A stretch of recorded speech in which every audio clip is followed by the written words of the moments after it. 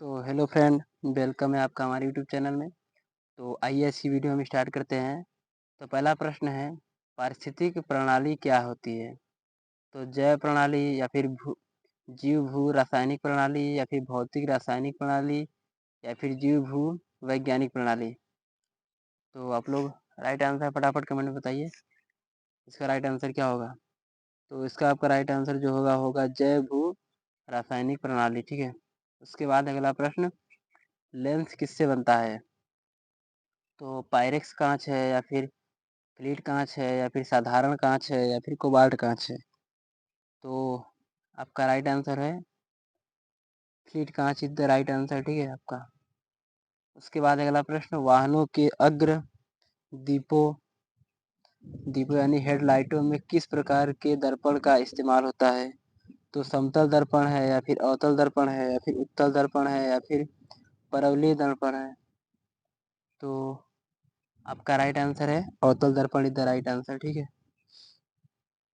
उसके बाद अगला प्रश्न, जीवाणुवीय रोग किसमें पाए जाते हैं? तो पौधों में या फिर पशुओं या फिर मानव में या फिर इन सभी में?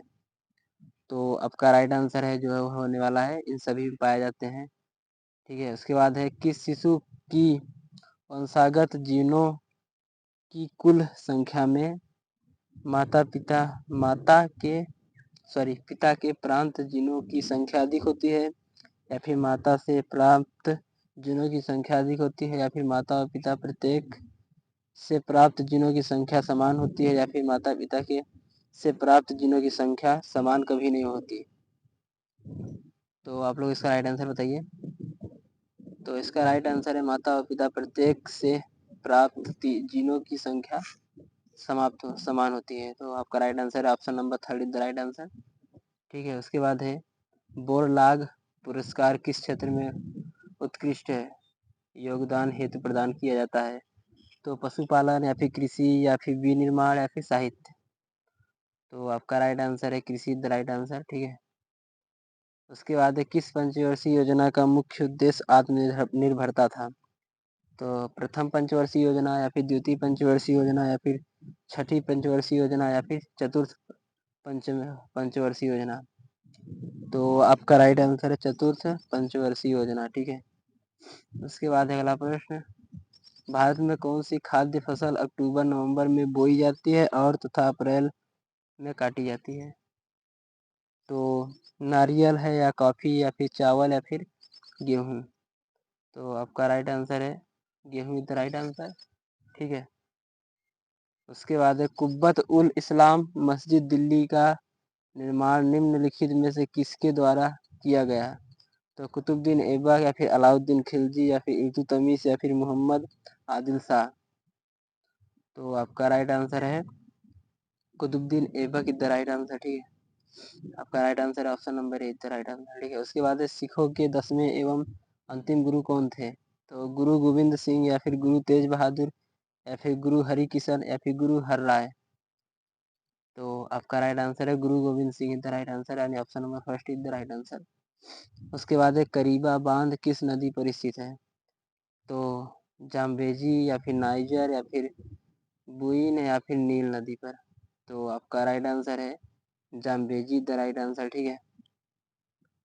उसके बाद अगला प्रश्न है, विश्व की सबसे लंबी नदी का नाम क्या है? तो मिसिसिपी है या फिर अमेजन है या फिर सिंधु जिसको इंडस भी कहते हैं या फिर नील नदी? तो आपका राइट आंसर है नील नदी द राइट आंसर, जो कि 6,650 किलोमीटर इसकी लंबाई है। ठीक है।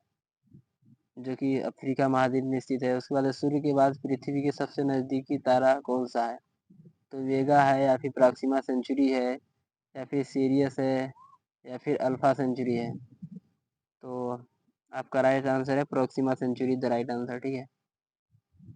उसके बाद सूर्य की ऊर्जा का स्रोत किस प्रक्रिया में निहित है? तो फोटो इलेक्ट्रॉनिक उत्सर्जन या फिर नाभिकीय विखंडन या फिर नाभिकीय संलयन या फिर तापायनी उत्सर्जन? तो आपका राइट आंसर है नाभिकीय संलयन इज द राइट आंसर। ठीक है। Option number 3 is the right answer. उसके बाद है, काफी होती है एक उपोष्ण छुप झाड़ी में या फिर उष्ण शीतोष्ण झाड़ी में या फिर उष्ण कटिबंधीय झाड़ी में या फिर ठंडी शीतोष्ण झाड़ी में। तो आपका राइट आंसर है उष्ण कटिबंधीय झाड़ी में पाए जाते हैं। ठीक है, उसके बाद निम्नलिखित में से किनका उत्पादन खरीफ के मौसम में नहीं किया जाता है? तो बाजरा और चावल है, फिर मक्का और ज्वार, या फिर जौ और सरसों, या फिर ज्वार और चावल। तो आपका राइट आंसर है जौ और सरसों इज द राइट आंसर। ठीक है, उसके बाद है भारत सरकार का संवैधानिक अध्यक्ष कौन है? तो राष्ट्रपति है, या फिर प्रधानमंत्री है, या फिर भारत का मुख्य न्यायाधीश है, या फिर महान्यायवादी है। तो आपका राइट आंसर है राष्ट्रपति द राइट आंसर। ठीक है, option number first is the right answer.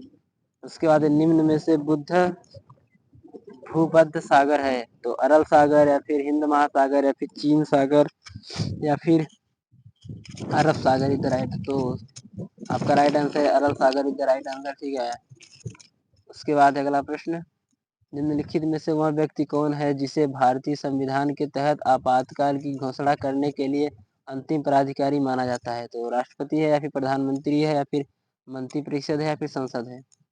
तो आपका राइट आंसर जो है वो है राष्ट्रपति द राइट आंसर। तो option number first the right answer हो जाता है। तो आज की वीडियो हम खत्म करते हैं, तब तक के लिए जय हिंद। और वीडियो अच्छी लगे तो आप लोग लाइक करके चैनल को सब्सक्राइब जरूर कर दीजिए। ठीक है, धन्यवाद।